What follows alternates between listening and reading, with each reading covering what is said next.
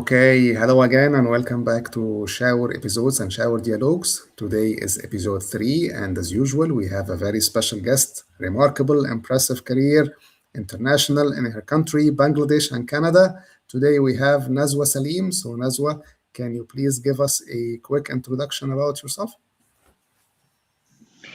Thank you so much. That was a lovely introduction you already have provided for myself, Waleed. So my name is Nazwa Salim. I'm a sustainability consultant currently working in Canada and working at the intersection of climate governance, clean energy, and ESG-driven development. I do have an academic background in sustainable infrastructure and clean energy systems, including the renewable energy and nuclear, and I focus on advancing equitable climate-aligned solutions. I'm also passionate about gender equality and inclusive climate leadership, and I approach my work through a systems level thinking, bridging policy, technology, and human impact to drive scalable climate solutions. So, yeah, that's me in a nutshell. Thank you so much for this lovely introduction, and I will head directly to my first question, and I think we talked about it before. How can we bring sustainability and climate action to its scientific foundation? I read some of the articles you wrote on LinkedIn before about this topic, and it's really lovely and very interesting. So, can you please put some light on this? Thank you so much. On my blog and my articles, yes, I think sustainability needs to be grounded in evidence, not just in storytelling, because when it becomes a branding exercise or just a compliance checkbox, we basically lose the urgency and the true essence of climate science that the environment clearly demands from us. Climate change is highly measurable, it's time bound, and it's highly accelerating at the moment. So we need to have discussions that must be centered around asking important questions like, what do emissions data actually show us? What do intergovernmental panel on climate change pathways require us to do within this decade, not just by 2050? I think equally important is accountability in plain and simple language. And terms like net zero or green that we often hear about, they must be clearly defined, verified, and tied to credible science-based pathways. Otherwise, they just become empty placeholders. And we need to have structured approaches as well, like national voluntary programs, and that would show sustainability can be treated as a measurable process through tracking energy use, emissions, and performances over time. Because ultimately, when we shift the need from ambition to structure, aligning strategy with data and measurable indicators and transparent reporting, we basically can come with better accountability and we can hold ourselves accountable to it. So that's where basically, how sustainability can be backed up with scientific foundation.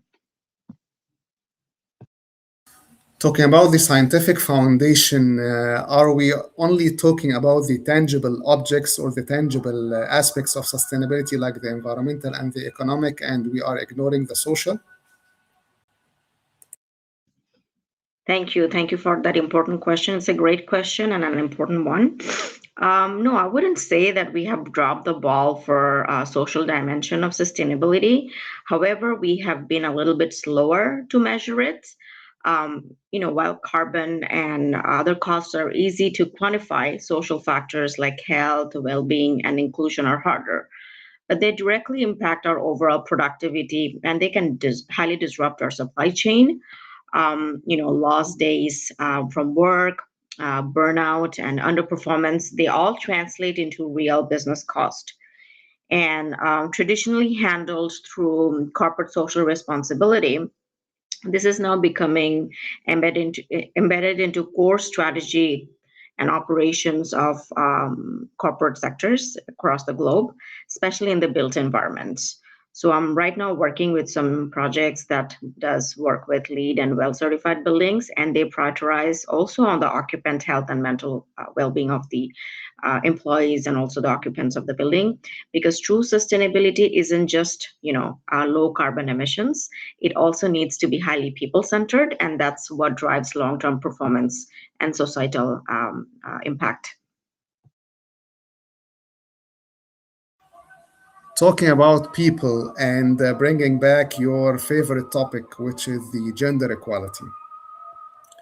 If we're talking about gender equality, how do you define the role of women, which is crucial? And of course, the role of women in climate action, in governance, in SDGs, so on and so forth.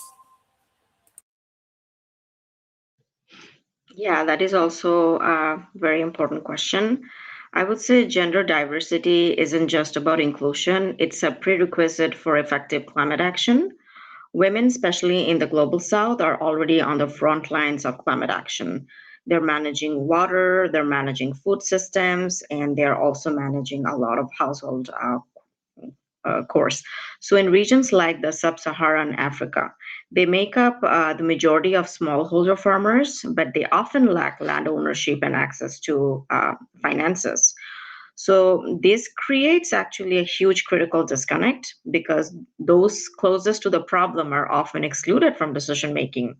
So that basically weakens the effectiveness of policies on the ground, right?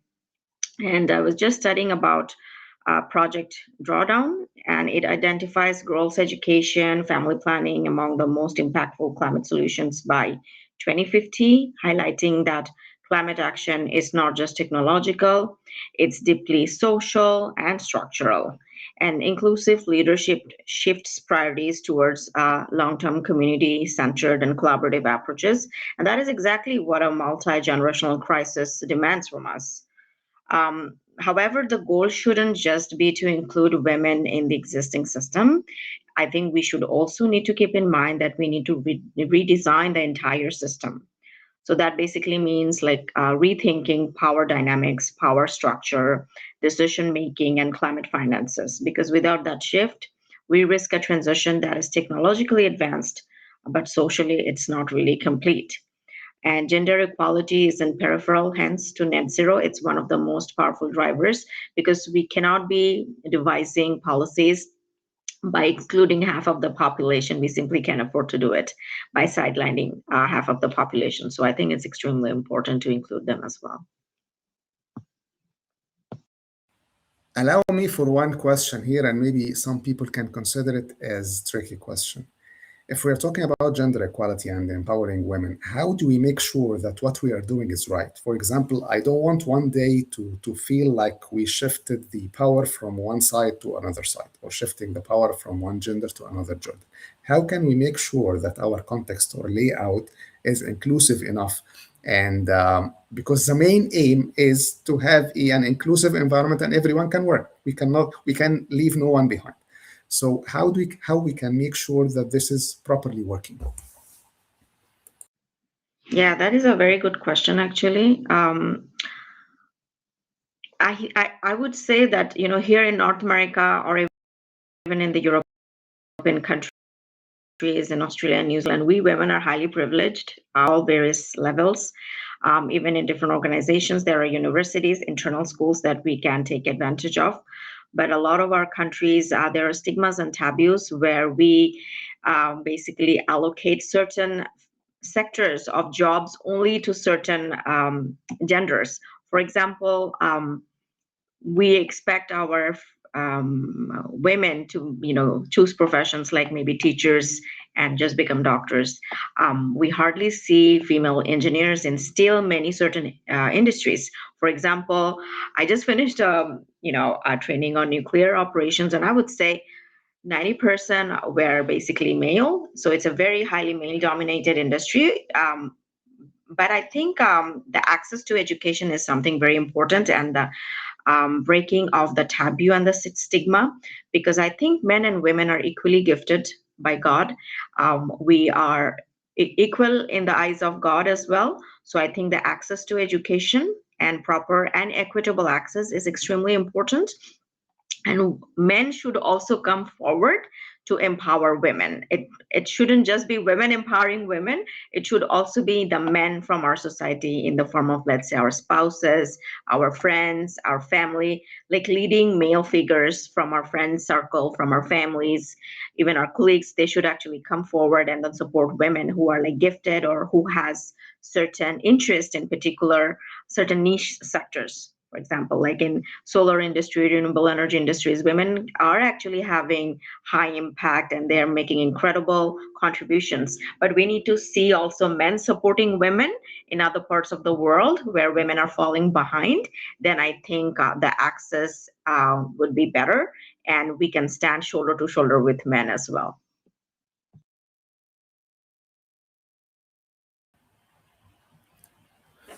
Thank you so much for the insights, and that brings me to another favorite topic and question, which is about the children, the leaders of the future.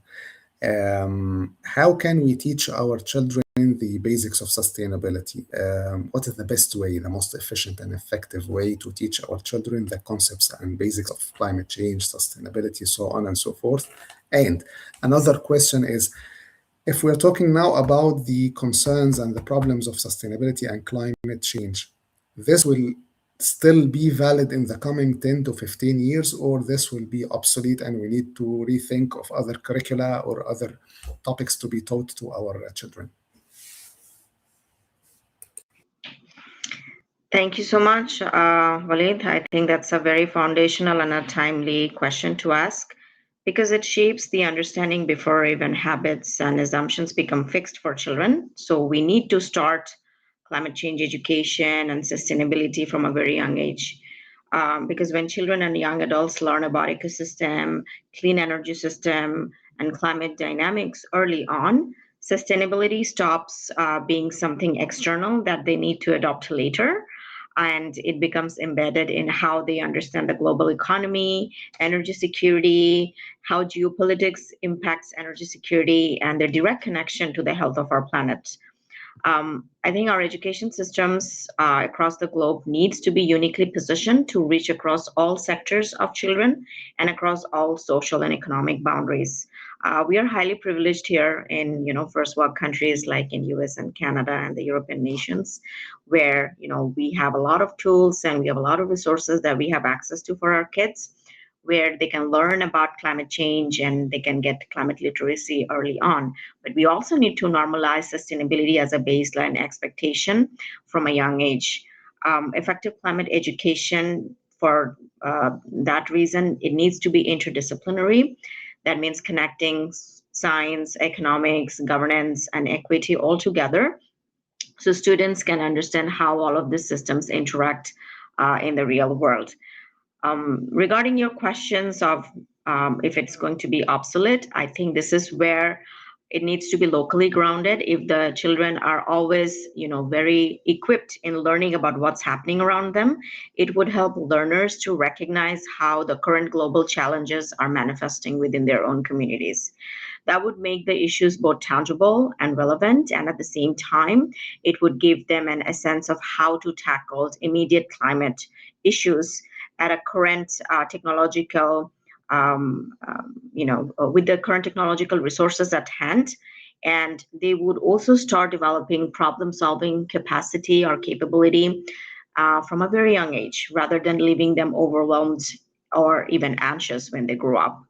So I think the goal is simply not to just understand the crisis that we have at hand, but to develop curriculum where they can actually grow the mental capacity to respond to it. So I think it's important that we must be preparing our students to think systematically. They should have the access to collaborate across various diverse disciplines so they can keep at pace with what's happening at different parts of the world and lead the complex transitions that their generation will inevitably, inherit from them. And lastly, I would also mention that for everything to work well and for this solution to be effective, educators or teachers, they must also be supported and equipped with strong institutional backing, modernized and updated curricula, and the right tools and the resources, ones that truly reflect the urgency and complexity of today's climate challenges. So we always have like up-to-date technologies and information for our children to learn from there.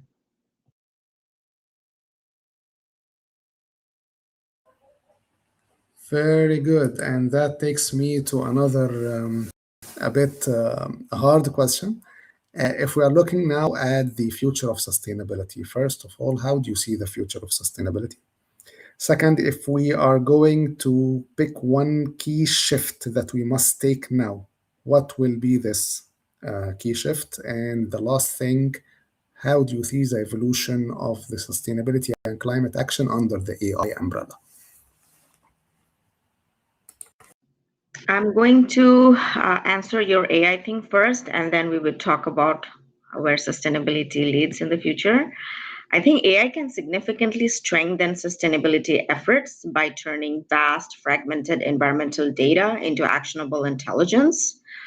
For example, by aggregating real-time inputs such as weather patterns, wind speeds, solar radiation, the current energy demand from the grid, AI models can actually optimize renewable energy generation. They can predict climate risk. They can also improve resource efficiency across, various systems. For example, AI now can forecast wind and solar output to stabilize the grids. They can enhance climate modeling for better policy decisions, and they can also support precision agriculture by aligning water use with changing climate conditions. Because our weather patterns are changing a lot from time to time, and with extreme weather conditions, the more data we have, the faster we can actually come up with forecasting, and AI can definitely add a tremendous amount of value there. So when integrated effectively, I think sustainability, provided that we are using AI in an ethical manner, I think it would provide greater precision, and it can enable smarter, faster, and more adaptive climate solutions at scale. And your last question was how we look ahead at the future of sustainability. What is one key shift that we must make? I think we have already won the battle of awareness somewhat, but awareness, I think, alone is not going to put out the fire. And to move from performative promise to real transformation, I believe we need an important fundamental shift. So that is from voluntary ambition, we need accountable systems. For far too long, I would say climate action has relied on the goodwill of political and corporate leaders. And with every government change or political cycle change, we see changes even in our policies and also in our regulatory framework at times. So real transformation begins when we stop treating climate goals as optional aspirations, but we have to immediately start treating them as mandatory institutional mandates. So what we need to do is we require our governance to be built on three non-negotiable pillars, as I always say. Number one is we need to have them audited for measurability to eliminate greenwashing, because we see greenwashing happening a lot, especially in big corporations, and we need to be very, very careful about it. We need radical transparency so progress can be tracked, measured, verified, and then finally scaled. We also need to have legal enforceability so commitments can carry out real consequences. Finally, I would say we need a world where missing a climate target, it's no longer optional or reputational. It should carry serious and grave consequences, similar to like when we miss a financial obligation. Let's say when we miss payment on our car loan, or when we fail to make a mortgage payment. This is where civil society has a very critical role to play. We need to move from asking for commitments and to demanding the mechanics for change, because real progress, it doesn't happen when everyone finally agrees. It only happens when systems are designed so that inaction is no longer an option for us. So I think, yeah, that would be my 2 cents on it.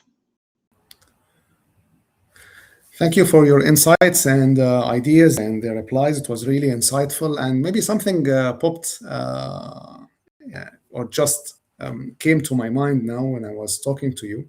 Some people say that in climate action we leave no one behind. I'm not sure how realistic it is. And the second thing is, if we are talking about the law enforcement, are we talking about the local level or the global level or both? Yes, I think these are also very important questions that we hear a lot about this day and age. Definitely, when we talk about climate change, nobody should be left behind, as we were just talking about, gender diversity, not leaving women behind, not leaving children behind, because ultimately the elderly people and the women, let's say pregnant women, young children, even young adults, they are highly vulnerable to climate change. For example, in countries like India, Pakistan, Bangladesh, where air pollution is extremely, extremely bad, sometimes, when women, if they're expecting, or very young children, if they're going outside with such a catastrophic air, quality, it's not really good for their cardiac health. It's also not good for their lung health. And we are also seeing bad air pollution, indoor air pollution, in certain villages where women are still cooking using the traditional wood stove, right? So I think these kind of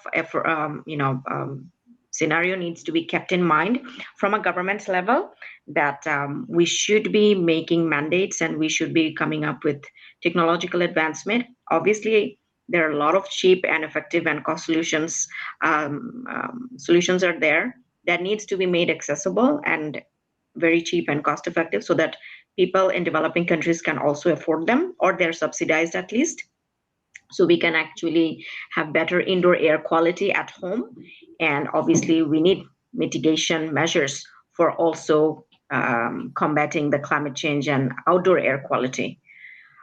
So yes, definitely, women and children are at the core of climate change. So definitely they need to be kept in mind when we are devising and instrumenting our policy. Yeah.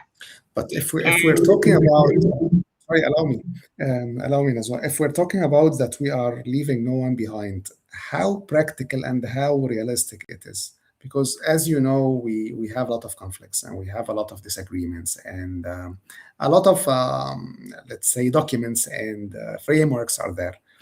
But actually, few people go and implement and work and take action on that. So how realistic it is? That is where you were talking about the legal enforceability, right? That is, I think, Legal where we enforceability. need to, yes, we need to bring in legal enforceability from the government level. And I think a lot of our countries are coming with actually legal enforceability. We would see, ICJ also came up with some legal implications.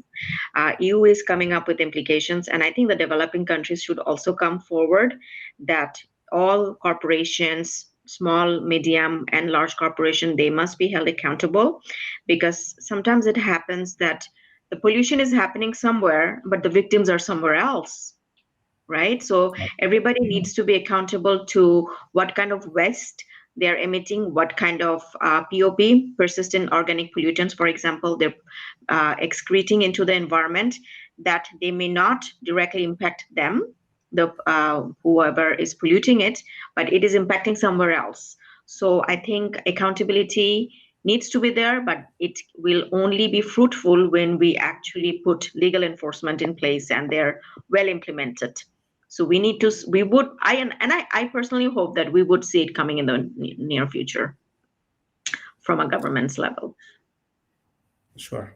Nazwa, it has been my pleasure to host you today. And of course, the dialogue will continue and we will have other occasions that we can extend more on this and discuss it more. And as you said before, it's an eye-opening discussion. So hopefully this will not be the last. And again, it was my pleasure to host you here in Shower Dialogues. Thank you so much, Waleed. I appreciate I appreciate you for providing me with this wonderful platform as well. I love having this kind of discussions, especially with people from Global South, so I can share my own experience. And then knowledge sharing is how we all learn together and grow together. And whatever helps in bringing in awareness and public education, I'm all for it. Thank you so much.